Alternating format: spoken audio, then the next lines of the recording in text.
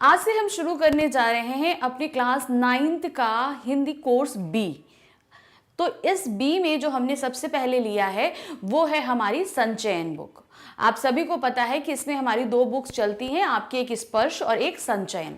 संचयन बुक जो है वो हमारी स्टोरीज होती हैं, गद्य विधा में ही रहती है और जो है इसमें सिर्फ स्टोरीज रहती हैं। और स्पर्श में हमारा गद्य भी रहता है और काव्य खंड भी रहता है। तो इसमें स्पर्श में जो हम सबसे पहला संचयन में जो हमारा सबसे पहला पार्ट है वो है गिल्लू। गिल्लू जो है ये कहानी लिखी हुई है हमारी जो महादेवी वर्मा जी ने। महादेवी वर्मा जी को प्राणियों से बहुत ज़्यादा प्यार था, कहने का मतलब जानवरों से बहुत ज़्यादा प्यार था। तो क्या हुआ, उनके पास बहुत सारे जानवर थे। उनके पास जैसे अभी जो हम कहानी पढ़ने जा रहे हैं ये एक गिलहरी की कहानी है। किस तरीके से वो गिलहरी उनके पास आई, उन्होंने उसकी देखभाल करी, कितने अच्छे से उनके साथ रहती थी, सब कुछ। फिर उसके बाद में वो किस तरीके से उनको छोड़ के चली गई, अर्थात मतलब उसका मृत्यु हो जाती, क्योंकि गिलहरी का जीवन बहुत ही छोटा होता है, मात्र 2 साल का होता है। तो वो कैसे मृत्यु को प्राप्त हो गई, उनको कितनी तकलीफ हुई, ये सारा जो जितनी भी चीज़ें पूरी है इन्होंने इस कहानी में लिखी हुई है। महादेवी वर्मा जी की ऐसी ही एक और, जैसे जैसे आप आगे क्लासेस में जाएंगे उनके बारे में, उनकी कहानियाँ और भी अधिक पढ़ेंगे तो आप जानेंगे। उनकी एक हिरनी थी जिसका नाम सोना था, उनके पास एक जिराफ भी था। तो मतलब उन्होंने बहुत सारे जो है प्राणी पाले हुए थे, एक कुत्ता था मोती। तो वो सब के बारे में इन्होंने कहीं ना कहीं अपने जितनी भी कहानियां हैं इन सब के बारे में कहीं ना कहीं पर थोड़ा थोड़ा सा वर्णन इनके बारे में किया है। जैसे ये पूरी एक कहानी जो है ये हम लोग पढ़ेंगे किसके बारे में, गिल्लू के बारे में। तो चलिए देखना पढ़ना शुरू करते हैं कि इस कहानी में हमको क्या क्या देखने को मिलता है। इस पाठ में लेखिका महादेवी वर्मा का एक छोटे चंचल जीव गिलहरी के प्रति प्रेम झलकता है। अब गिलहरी तो चंचल होती है, कभी फर्र से यहाँ चढ़ जाना, वहाँ चढ़ जाना, भागना दौड़ना, तो वो कभी एक जगह रुकती नहीं और इंसानों के पास तो बिल्कुल भी नहीं आती। लेकिन महादेवी वर्मा के साथ उनका बहुत अटैचमेंट था उस गिलहरी का। तो क्यों अटैचमेंट था भाई, प्राणी भी प्यार की भाषा जानते हैं। जब हमको जहाँ से प्यार मिलेगा जानवरों को, वो हमेशा वहाँ अटैच हो जाते, वहाँ कभी उनको हार्म नहीं करेंगे और हमेशा उसकी तरफ वफादार रहते हैं। तो वो एक चंचल सी गिलहरी किस तरीके से आई, उन्होंने इस पाठ में उसके विभिन्न क्रियाकलापों और लेखिका के प्रति उसके प्रेम से हमें अवगत कराया है। क्रियाकलाप मीन्स मतलब उसका पूरे दिन की दिनचर्या क्या रहती थी, वो कैसे उठती, खाती, पीती, टहलती, चंचल करती, और प्लस गिलहरी उनके खिलाफ मतलब गिल्लू उनके खिलाफ उनके पास कितना ज़्यादा उनके साथ प्रेम रखती थी, जो है वो सारी चीज़ें इस पाठ में हम देखेंगे। उन्होंने गिलहरी जैसे लघु जीव के जीवन का बड़े अच्छे ढंग से चित्रण किया है। छोटा सा जीव है, उसका जीवन भी लघु ही होता है क्योंकि बहुत ज़्यादा लंबा जीवन नहीं होता, मात्र 2 साल का होता है। तो उसका चित्रण इस छोटे से पाठ में उन्होंने कैसे किया है इसको यहाँ पर दर्शाया गया है। एक दिन लेखिका की नज़र बरामदे में गिलहरी के एक छोटे से बच्चे पर पड़ी जो शायद घोंसले से गिर गया होगा, जिसे 2 कौवे मिलकर अपना शिकार बनाने की तैयारी कर रहे हैं। तो क्या हुआ कि वो अपने बरामदे में निकले तो एक छोटा सा गिलहरी का बच्चा जो है वो पड़ा हुआ था, शायद कहीं अपने घोंसले से गिर गया या जहाँ से भी है अपने परिवार से बिछड़ गया था। तो 2 कौवे उसको खाने की तैयारी में थे कि किस तरीके से उस बच्चे को खा लिया जाए, क्योंकि भाई प्राणियों में तो रहता है एक कमज़ोर हुआ तो दूसरा उसके ऊपर हमला करके उसको ख़त्म कर देता है। तो उन्होंने उस बच्चे को देखा, गिलहरी के बच्चे को। लेखिका गिलहरी के बच्चे को उठाकर अपने रूम में ले आई और कौवे की चोट से घायल बच्चे का मरहम पट्टी किया। तो क्या हुआ, अब थोड़ा सा तो कौवे ने चोच मारी थी तो उसकी मरहम पट्टी करी, यानी कि उसको बैंडेज वगैरह किया, जो भी जख्म थे सब उसको जो है साफ करके उसमें दवाई वगैरह लगाई। कई घंटे के उपचार के बाद मुंह में एक पानी टपकाया जा सका, मतलब वो अब बेहोश था, समझ नहीं आ रहा था। तो कई घंटे के उपचार करने के बाद में उसको थोड़ा सा होश आया तो उसने एक बूंद पानी जो है वो अपने हलक से नीचे लिया। तीसरे दिन वह इतना अच्छा हो गया कि लेखिका की उंगली अपने पंजे में पकड़ने लगा, यानी कि अब उसके अंदर ताकत आ गई तो अपने छोटे छोटे पंजों से है जो वो लेखिका की उंगली को पकड़ने लगा था। 3-4 महीने में उसके चिकने रोए, झब्बेदार पूंछ और चंचल चमकती आंखें सभी को आश्चर्य में डालने लगी। अब बच्चा बहुत छोटा था तो उस समय ना उसके रोए थे ना खुश थे, एकदम सादा जैसे स्किन रहती है ना वैसे था। फिर 3-4 महीने में उसको खूब अच्छी चिकनीदार जैसी उसकी होती है स्किन वैसी वो हो गई, उसके बाल निकल आए और खूब उसकी पूंछ कितनी बड़ी, उसके शरीर के बराबर ही उसकी पूंछ होती है, लंबी सी और खूब झब्बेदार होती है, उसमें खूब सारे बाल होते हैं, वैसी उसकी पूंछ हो गई। लेखिका ने उसका नाम गिल्लू रखा। अब कुछ तो नाम रखना था, किसी से तो हम बुलाएंगे, तो हम सभी का होता है कि हम लोग यहाँ कोई भी जानवर पले तो हम लोग उसका नाम रख देते हैं।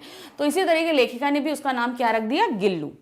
लेखिका ने फूल रखने की एक हल्की डलिया में रुई बिछाकर तार से खिड़की पर लटका दिया, जो 2 साल तक गिल्लू का घर रहा। तो उनके पास एक टोकरी थी, टोकरी को उन्होंने क्या किया, उसमें रुई बिछा दी। भाई उसको कुछ कोमल चाहिए क्योंकि छोटा सा बच्चा था, तो उसको उसमें रुई बिछा दी और उसे तार से टांग दिया। और 2 साल तक, अगले 2 साल तक जो है वो ही गिल्लू का घर रहा। गिल्लू ने लेखिका का ध्यान आकर्षित करने के लिए वह लेखिका के पैर तक आकर सर्र से पर्दे पर चढ़ जाता, फिर उसी तेजी से उतरता। तो अब क्या हुआ, लेखिका है भाई, वो अपने काम में बिजी, लिखने में आराम से लिख रही हैं, तो वो क्या करता था, धीरे से उनके पैर के पास आता था कि लेखिका सोचे अब मैं हमारे पास आएंगी, तो वो सर से खिड़की के पर्दे पर चढ़ जाता। जितनी तेजी से चढ़ता उतनी तेजी से उतर जाता। तो अब जाहिर सी बात है, हमारे आसपास कोई ऐसी अटखेलियां करेगा तो हमारा ध्यान अपने काम से हट जाएगा और उसकी तरफ चला जाएगा। तो लेखिका का ध्यान अपनी तरफ करने के लिए वो सारी अटखेलियां करता था कि वो अपना काम छोड़ के मेरे साथ में खेलें। वह दौड़ लगाने का काम तब तक करता जब तक लेखिका उसे पकड़ने के लिए ना उठती। मतलब वो बार बार चढ़ता, बार बार उतरता कि जब तक लेखिका ना आ जाए और उसके साथ ना खेलने लगे। अपनी चमकीली आंखों से लेखिका के क्रियाकलापों को भी देखा करता। भूख लगने पर वह लेखिका को चिक चिक कर सूचना देता, यानी कि जब उसे भूख लगती तो वो क्या करता, लेखिका को चिक चिक चिक चिक करके जो है आवाज देने लगता कि अब मुझे भूख लगी है, मेरे खाने का समय हो गया। गिल्लू के जीवन का पहला बसंत आया, मतलब अब उसको पैदा हुआ तो उसका पहला बसंत यानी बसंत का मौसम आ गया। अन्य गिलहरियां खिड़की की जाली के पास आकर चिक चिक करने लगी और गिल्लू भी जाली के पास जाकर बैठा रहता। इसे देखकर लेखिका ने जाली का एक कोना खोलकर गिल्लू को मुक्त कर दिया। तो क्या हुआ, बसंत का मौसम, अब भाई वो जानवर है, उसे अपने साथी चाहिए होते हैं। तो क्या हुआ, बाकी गिलहरी आती, जब देखती कि एक प्राणी हमारे जैसा अंदर है, तो वो भी गिलहरी जो है खिड़की के पास आती। अब उसमें जाली लगी हुई थी तो वो चिक चिक चिक चिक करके आवाज देती। गिल्लू भी जाकर उन खिड़की के पास बैठ जाता। तो महादेवी वर्मा जी को लगा कि अरे भाई इसको भी तो अपने साथी चाहिए। तो उन्होंने क्या किया, एक हिस्सा जाली का खोल दिया कि जाओ तुम बाहर आजाद हो, जाकर अपने मित्रों के साथ खेलो। तब आज़ाद करते समय गिलहरी उनके महादेवी वर्मा के मन में एक बार भी ये नहीं लगा कि ये चला जाएगा तो आएगा नहीं, ऐसा कुछ उन्होंने फील नहीं किया। और क्या हुआ, वो उसको आज़ाद, मतलब एक तरीके से उन्होंने खोला तो उन्हें लगा कि हम आज़ाद कर रहे हैं, वो अपना जीवन जिएगा। लेखिका के कमरे से बाहर जाने पर गिल्लू भी जाली से बाहर चला जाता। मतलब लेखिका जब तक कमरे में रहती वो उनके साथ खेलता रहता और लेखिका जैसे ही कमरे से बाहर जाती तो वो अपने मित्रों के साथ खेलने के लिए बाहर निकल जाता था। वह दिन भर अन्य गिलहरियों के साथ उछलता कूदता और शाम होते ही अपने झूले में वापस आ जाता। कहते हैं ना, इंसान चाहे पूरा दिन कहीं पे भी घूमे, लौट के अपने घर ही आता है शाम को। तो वही हाल गिल्लू का था। गिल्लू पूरा दिन अन्य गिलहरियों के साथ इधर से उधर खेलता रहता, सब मस्ती करता, लेकिन जैसे ही शाम ढलती वो सीधे लौटकर अपने बिस्तर में चला आता, जो उसका एक छोटा सा डलिया में महादेवी वर्मा जी ने घर बनाया था। वो अपने उस झूले में आकर आराम करता। लेखिका के खाने के कमरे में पहुंचते ही गिल्लू भी वहां पहुंच जाता और थाली में बैठ जाना चाहता। बड़ी मुश्किल से लेखिका ने उसे थाली के पास बैठना सिखाया। वह वहीं बैठकर चावल का एक दाना सफाई से खाता। कहने का मतलब, जब खाने की टेबल लगती, जब महादेवी वर्मा जी टेबल पे बैठती तो वो भी जो है तुरंत जाके वो प्लेट पे बैठ जाना चाहता। प्लेट पे ही रखी रहती खाली कि अब उसमें खाना परसा जाएगा, तो वो तुरंत जाकर उसको प्लेट में बैठ जाने की कोशिश करता कि उसको चिकना चिकना लगता, अच्छा सुंदर। तो लेखिका ने उसको बहुत मुश्किल से सिखाया कि उस प्लेट में नहीं बैठना है, अलग बैठना है, बाहर प्लेट के बगल में बैठना है। वो सीख गया। फिर जब लेखिका खाना खाया करती तो क्या करती, चावल का एक दाना उसको देती रहती और वो सफाई से एक एक दाना खाता रहता। इस तरीके से लेखिका ने उसे बहुत सारी चीजें सिखाई थी कि कैसे हमें रहना है घर के अंदर। गिल्लू का प्रिय खाद्य पदार्थ काजू था, मतलब उसे काजू बहुत पसंद था खाने में। कई दिन काजू नहीं मिलने पर वह अन्य खाने की चीजें लेना बंद कर देता या झूले से नीचे फेंक देता। यानी कि अगर उसे कई दिन तक जो है काजू नहीं दिया जाता तो वो गुस्सा हो जाता, तो खाने की अन्य चीजों को लेता ही नहीं था, या उसके झूले में अगर वो खाने की चीज रख दी जाए तो वो धक्का मार के झूले से नीचे गिरा देता कि मुझे ये नहीं चाहिए, मुझे पहले काजू दो तब मैं और कुछ खाऊंगा। उसी बीच लेखिका मोटर दुर्घटना में आहत हो गई। तो क्या हुआ, एक बार ऐसी घटना घटी कि उनका एक्सीडेंट हो गया। मोटर दुर्घटना मतलब कार एक्सीडेंट उनका हो गया, जिससे उन्हें कुछ दिन अस्पताल में रुकना पड़ा। उन दिनों में गिल्लू ने अपना प्रिय पदार्थ काजू लेना काफी कम कर दिया। लेखिका के घर लौटने पर वह तकिए पर सिरहाने बैठकर अपने नन्हे पंजों से लेखिका का सर और बालों को हौले हौले सहलाता और एक सेविका की भूमिका निभाता। तो क्या हुआ, अब लेखिका घर में नहीं थी, सबसे ज्यादा लेखिका उसका ध्यान रखती थी, तो उसको काजू दिया जा रहा था मगर वो लेखिका को घर के अंदर नहीं पा रहा था। तो उसने क्या किया, उसने काजू लेना जो है बिल्कुल कम कर दिया। उसको काजू दिया जाता तो वो बिल्कुल भी लेना पसंद नहीं करता। क्यों? क्योंकि वो हमेशा किसको ढूंढता, लेखिका को, और लेखिका का तो एक्सीडेंट हो गया था और वो हॉस्पिटल में थी, तो वो उनको बहुत मिस कर रहा था। उसने बंद कर दिया। अब क्या हुआ, कुछ दिन बाद जब लेखिका घर आई तो अब गिल्लू, वो हमेशा बेड पे रहती, तो गिल्लू क्या करता, वो भी उनके पास जाता और उनके सर और बालों को धीरे धीरे सहलाया करता। वो कुछ कर तो नहीं पाता, लेकिन उसका ये प्यारा सा स्पर्श जो है वो महादेवी वर्मा जी को सही होने में बहुत प्रोत्साहित करता कि वो जल्दी ही सही हो जाएंगी। और इस तरीके से एक सेविका, मतलब उसका जो सेवक करने वाले जो होते हैं ना, वो सेवा कर रहे हैं, ये भाव उनके अंदर था कि जो मेरे पास गिल्लू जो है जैसे एक सेविका के तौर पर हमेशा पास में रहता था।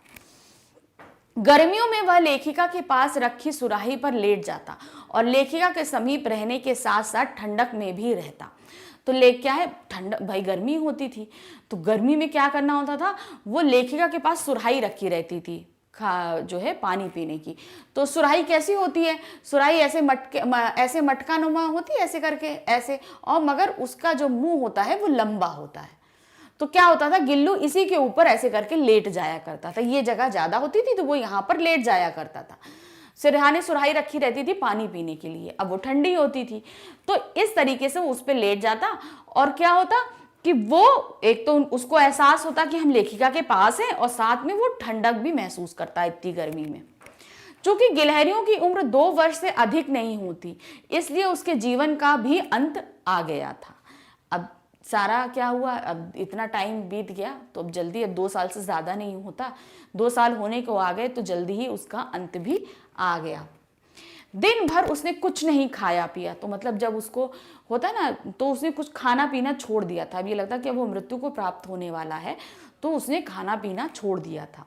रात में वह झूले से उतरकर लेखिका के बिस्तर पर आया और ठंडे पंजों से उसने उनकी उंगली पकड़कर चिपक गया। यानी कि वो अपने झूले से रात में आया और चुपचाप लेखिका की उंगली ठंडे ठंडे पंजों से पकड़कर वहीं चिपक कर लेट गया। लेखिका ने हीटर जलाकर उसे ऊष्मा देने का प्रयास किया।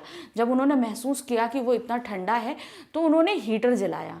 हीटर जला के उसको थोड़ी गर्माहट देने की कोशिश करी ताकि वो थोड़ा गर्म महसूस करे, क्योंकि लेखिका को भी एहसास हो रहा था कि वो कुछ बीमार है। परंतु प्रयास व्यर्थ रहा। सुबह की पहली किरण के साथ सदा के लिए सो गया। मतलब सुबह जब लेखिका ने उसको देखा तो वो मृत्यु प्राप्त कर चुका था, वो मर चुका था। लेखिका ने सोन जूही की लता के नीचे उसे समाधि दी। सोन जूही की एक पीली कली को देखकर लेखिका को गिल्लू की याद आ गई। तो क्या हुआ, उनके पास में जहाँ उनका भाई बगीचा था काफी बड़ा था, तो वहां पर सोन जूही का एक पेड़ था। तो सोन जूही के पेड़ के नीचे ही उन्होंने एक गड्ढा खोद के उसको गाड़ दिया। अब ये जब सारी चीजें हमको जो कहानी लिख रही हैं वो तब लिख रही हैं जब गिल्लू उनके पास नहीं था। तो जब गिल्लू उनके पास नहीं था तो ये सारी चीजें यादें उन्हें कैसे आई? वो ऐसे ही एक दिन बैठी खिड़की के पास में बाहर नज़ारे ले रही थी, तो देखा उन्होंने सोन जूही का पेड़ जहाँ पर उन्होंने गिल्लू को दफनाया था उसमें एक पीले रंग की कली खिली हुई थी। तो उस पीले रंग की कली को देखकर उन्हें गिल्लू की याद आ गई थी। तभी उन्होंने ये पूरा जो है गद्य, ये कहानी हमको हमारे लिए लिखी कि हम पढ़ें और जानें कि जानवर भी इंसानों के कितने कितने करीब हो सकते हैं अगर हम उनको प्यार दें। तो जानवर इंसानों से कहीं ज्यादा प्यार की भाषा को समझते हैं। जैसे हमने देखा एक गिलहरी जो किसी के पास नहीं जाती, मगर महादेवी वर्मा की वो सबसे प्रिय मित्र बन गई थी, उनके कितने करीब आ गई थी और उनके आहत होने पर भी उसको कितनी तकलीफ हो रही थी। तो यहाँ पर हमने ये पाठ आपको अच्छे से समझाया पूरा कि गिल्लू में किस तरीके से महादेवी वर्मा के पूरे जीवन में फर्क डाला। उन्होंने ये चीज़ समझाई कि जानवर भी कितने ज़रूरी हैं हमारे एनवायरनमेंट के लिए। तो आई होप ये चैप्टर आपको अच्छे से समझ में आ गया होगा। हम थोड़ी देर में इसके प्रश्नोत्तर लेकर आपके सामने उपस्थित होते हैं। Thank you, bye bye.